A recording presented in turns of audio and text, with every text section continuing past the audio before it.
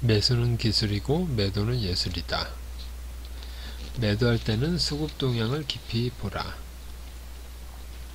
보통 남들보다 싸게 사는 것도 중요하지만 남들보다 비싼 것을 빠르게 던지는 것도 중요합니다.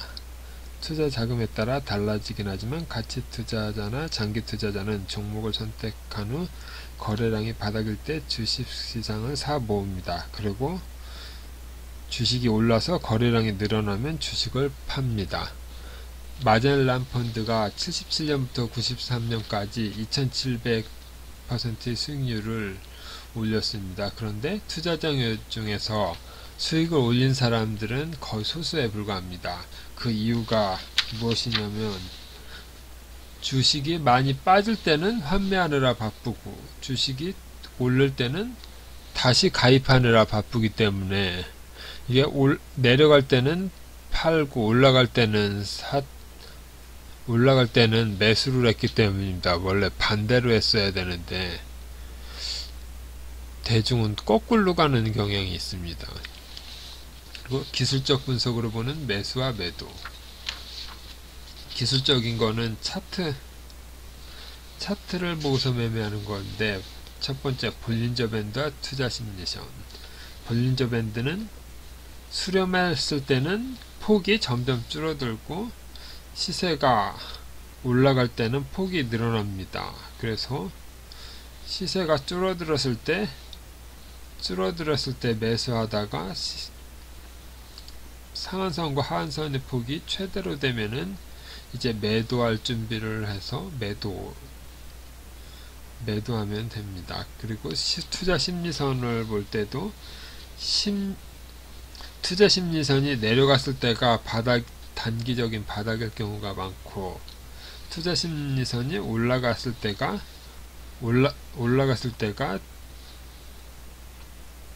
내가 고점인 경우가 많습니다. 그래서 투자 심리선이 내려가다가 올라갈 때가 매수 시점이고, 투자 심리선이 올라갔다가 다시 내려올 때가 매도 시점입니다. 그리고 이동평균 수렴 확산 지수는 MACD라서 이것도 추세가 계속 올라가다가 내려갈 때, 그러니까 MACD와 시그널선을 교차로 해서 이것도 골든 크로스와 비슷하게 올라갈 때와 내려갔을 때 그 시점이 어느 정도 보입니다. 그 추세 매매란 무엇인가? 추세 매매는 수익 매매라고 할 수 있는데, 보통 스캘퍼와 포지션 트레이더의 중간 지점입니다. 보통 이거의 첫 번째 장점은 전업 투자자가 아닌 이상 기본 분석이나 빠른 스캘핑 매매 등으로 수익률을 올리는 게 쉽지 않습니다. 하지만 시간적 여유가 없더라도 시장에서 살아남을 수 있는 방법입니다. 그리고 운도 따라주고, 보통 이런 거는 보통 5일선이나 21선 기준으로 하기 때문에 대충 상승 신호가 나올 때 매수하고 하락 신호가 나오면 매도하면 됩니다. 그리고 매도에 대한 슈퍼게임이 조언을 들어보면은, 여기서는 중요한 것이 집착하지 말아야 합니다. 시장에서는 항상 좋은 종목이 40개나 50개 정도 있습니다. 종목은 많기 때문에 한 가지 종목에 집착하면 안 됩니다.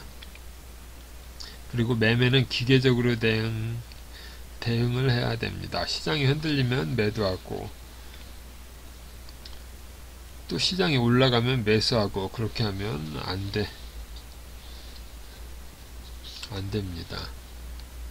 현명한 포트폴리오 운용 전략. 포트폴리오는 성공 확률을 높이려는 지속적인 노력이다. 여기서 기본적인 것은 잃지 않는 포트폴리오를 만드는 것입니다. 사람마다 가지고 있는 포트폴리오의 현금, 유형, 투자 성향, 필요한 돈의 기한 등이 다르기 때문에 적합한 투자 대상도 다를 수밖에 없습니다. 그래서 다른 사람의 말을 무조건 따라하는 경향이 있는데 그것은 맞지 않고 자신에게 맞춰야지 됩니다. 그래서 보통 주식이 빠질 때는 종목수를 줄여서 정말로 가져갈 수 있는 종목만 가져가는 것으로 하고, 주식이 상승할 때는 종목수를 조금씩 늘리는 방법을 취합니다. 그런데 여기서 만약에 반도체에 30종목을 갖고 있으면 그것은 30종목이 아니라 한 종목입니다. 비중을 조절하고 섹터를 분산해서 리스크를 줄이거나 집중해서 선택하는 것이 수익을 극대화하는 포트폴리오 전략입니다. 투자금별, 기간별 포트폴리오 접근법. 투자금이 적을수록 공격적인 성향, 모멘텀 투자자, 그리고 투자금이 커지면 가치 투자자로 변화해야 합니다. 여기서 공격적인 성향은 차트 투자자라고도 할 수 있지만 단기 투자자라고도 할 수 있습니다. 그래서 보통 보면은 정보 매매나 수급이 바탕인 종목에 집중하는 경우가 있고, 성과를 극대화하기 위해 레버리지를 쓰기도 합니다. 그런데 이런 거는 자금이 적을 때는 어느 정도 가능하지만 자금이 커지면 이거는 불가능해지는 방법입니다. 그래서 투자금이 어느 정도 커지면은 분산 투자가 필요하고, 하루에 매매가 불가능하기 때문에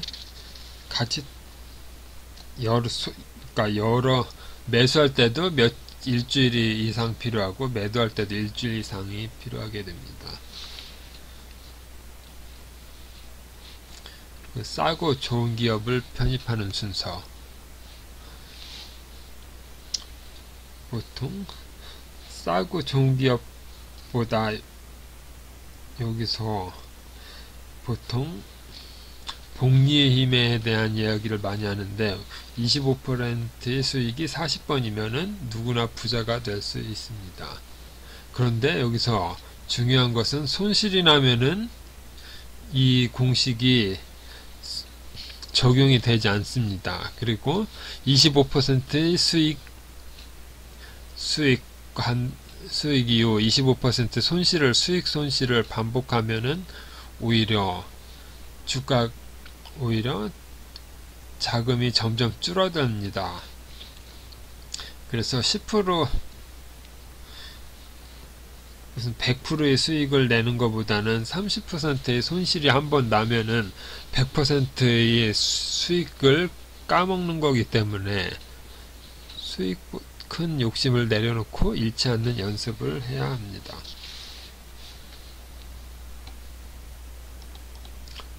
또 싸고 좋은 기업을 편입하는 세 가지가 있는데, 첫 번째는 성장주와 피어그룹을 봐야 됩니다. 이때 피어그룹은 우리나라뿐만 아니라 미국 시장까지 살펴야 합니다. 특히 초성장주는 밸류에이션을 할 수 없기 때문에 시장이 조성되어 평가받고 있는 미국을 통해서 볼 수 있습니다. 두 번째는 개별 종목의 시나리오나 스케줄을 살피는 것입니다. 시나리오가 다가있는 기업들, 가장 많이 쓰일 만한 기술, 미래를 대변할 수 있는 기업을 사야 됩니다. 세 번째는 기업의 실적을 확인하는 것입니다. 무조건 실적이 좋아지는 기업을 담아야 합니다. 실적이 좋아지는데 결과가 나빠질 수는 없습니다.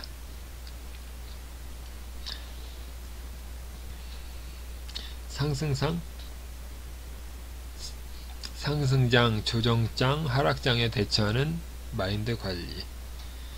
시장이 상승할 때는 대부분 종목이 상승하기 때문에 큰 흐름에 올라타기만 하면 됩니다. 그런데 조정장에서는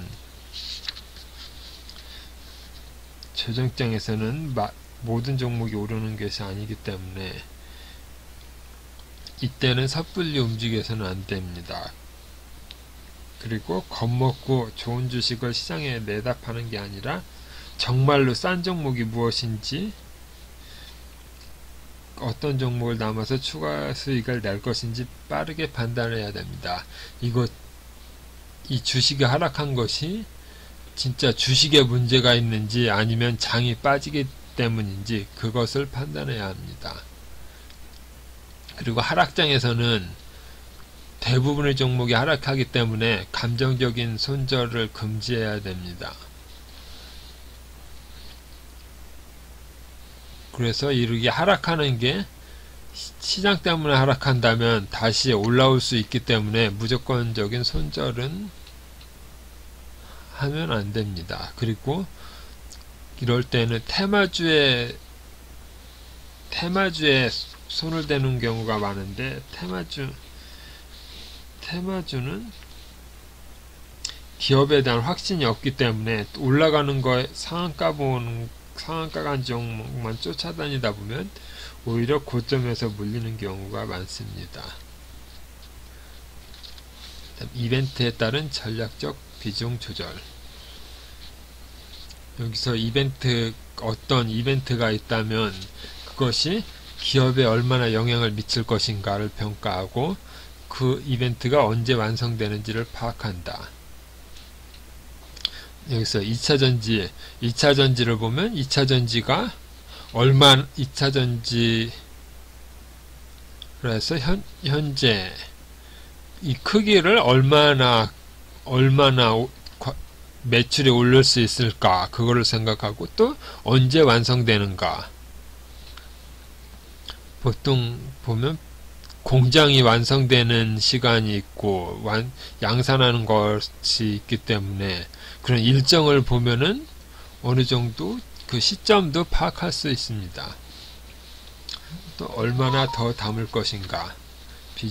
이거는 비중 조절이 문제인데, 포트폴리오를 짤 때 트렌드, 스케줄링, 이벤트 매매를 적절히 사용해야 됩니다.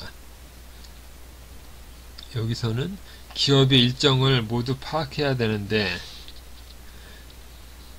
기업이 언제 어떤 일정이 있고 실적은 얼마나 나올 것이며 그 실적에서 그 기업과 관련된 정책이 언제 발표될 것인가, 그런 것도 알아야 됩니다. 그래서 그런 일정은 잘 찾아보면 미리 알 수 있기 때문에 미리 알고 있어야지 대응이 가능하고, 뉴스가 나온 후에 대응하려면 기다려주지 않습니다. 미래 산업을 선점하라. 패러다임 시프트. 미래를 구체적으로 상상하라. 어떤 기업이 제대로 된 제품을 만들어 누구에게 파는지 추적하는 것이 핵심이다. 그래서 미래를 열심히 준비하는 기업을 찾아내고 그들과 동행하며 기업이 성장을 함께하는 것이 가치 투자자의 기쁨이자 성공의 열쇠입니다. 종목을 발굴하기 위해서는 상상력이 필요합니다. 투자는 기업이 미래를 상상하고 자신의 아이디어가 어떻게 실현되는지 세세하게 추적해 나가는 것입니다. 패러다임 시프트는 기업이 사업 영역이 전환되는 것을 뜻합니다. 단순 변경이 아니라 혁신을 통해 미래 성장 동력을 찾아 나선 기업이 대전환을 의미합니다. 이런 기업은 밸류에이션을 재평가하기 마련입니다. 어떤 기업이 있을까요? 여기서도 보통 포스코도 철강 기업이었지만 이게 니켈 사업 등 여러가지 여러가지 철강에 관련된 것이 아니라 관련된 거를 확산하면 한 가지가 아니라 여러 가지로 해서 모멘텀을 받을 수 있습니다. 현대차도 마찬가지로 단순 자동차 기업에서 구글이나 애플과 같은 그런 플랫폼 기업으로 발전하거나 아니면 나이키가 단순히 신발 기업이었지만 신발에서 이게 플랫폼 기업으로 해서 애플처럼 어떤 건강관리나 그런 쪽으로 해서 생활에 필요한 그런 걸로 하면은 이게 평가를 해서 미래 성장 동력이 새로 생겨나는 것입니다. 트렌디한 가치 투자가가 되라.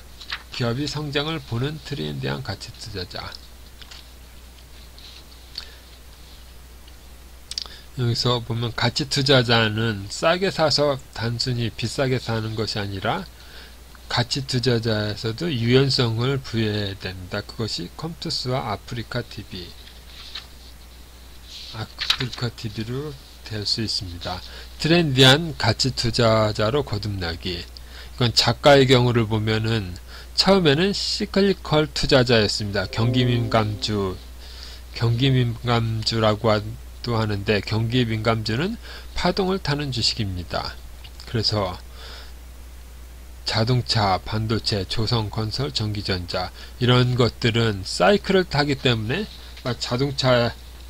자동차에서 경기가 호황일 때는 자동차 판매가 쭉 늘어났다가 다시 경기가 줄어들면 자동차 판매가 쭉 내려갔다가 다시 경기가 좋아지면은 또 반도체가 올라왔다가 다시 경기가 어느 정도 가격 경쟁이 심해지고 경기가 하락하면 다시 내려갔다가 그런 사이클을 보입니다. 그럼 사이클은 이게 1년이 될 수도 있고 2년이 될 수도 있고 한 6개월이 될 수도 있고 그래서 그 어느 정도 사이클을 타는 동안에는 전체적으로 오르고 전체적으로 내리고 하는 그런 모습을 보여주고 있습니다. 그러다가 그 이후에는 트렌디한 투자로 바뀌었는데 이것은 미래를 보는 눈입니다. 먼저 자전거 도로가 생긴다는 이야기를 듣고서 이것이 자전거가 필요하겠다는 생각을 하고서 자전거 관련주를 매수해서 어느 정도 큰 성과를 얻었습니다. 그리고 삼성전자가 바이오 투자를 한다는 소리를 듣고 바이오 투자에 필요한 냉장고를 만드는 회사를 투자해서 이런 것도 성과가 났습니다. 그리고 스마트폰에서 게임하는 거를 옛날에는 통화만 했었는데 게임이 새로 생겨난 다음에 새로운 시장이 생겼습니다. 그래서 일반 PC 게임에서 스마트폰으로 넘어가는 것에서 거기에서 눈에 보이는 주식이 컴투스였습니다. 그리고 별풍선을 받으면 이게 돈이 된다는 것을 알고 아프리카 TV를 매수했는데 이거는 현재 유튜브 그러니까 방송국에서 이제 1인 미디어인 유튜브로 바뀌는 그런 트렌드를 읽어낸 것입니다. 그리고 패러다임의 변화를 주목하라. 패러다임에서도 여러가지 있으면 자율주행에 대한 얘기가 나오고 있습니다. 그리고 투자자의 뉴 패러다임 EGS, 여기는 기업 환경, 사회적 계획, 지배구조 등을 생각하는 기업이 될 수 있습니다. 그리고 마지막으로는 나만의 투자 리포트를 작성하면은 이것이 계획, 목표, 비전 작성을 할 수 있습니다.